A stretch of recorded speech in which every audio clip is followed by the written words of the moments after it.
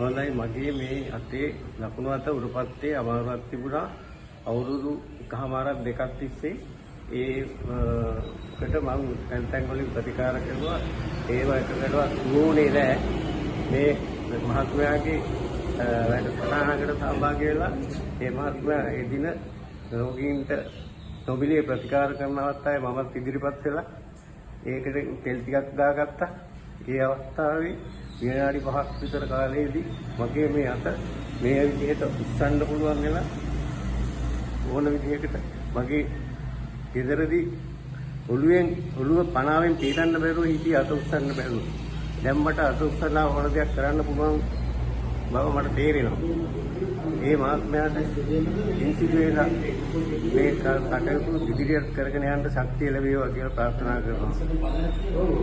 අංගම් ප්‍රාණ තෛලය තැලීම්, හෙටීම්, ඉදිමීම් ඇතුළු සියලුම හන්දි වේදනා සඳහාද ස්නායුගත රෝග සහ ආතරයිටිස් රෝග සඳහා විශේෂයි.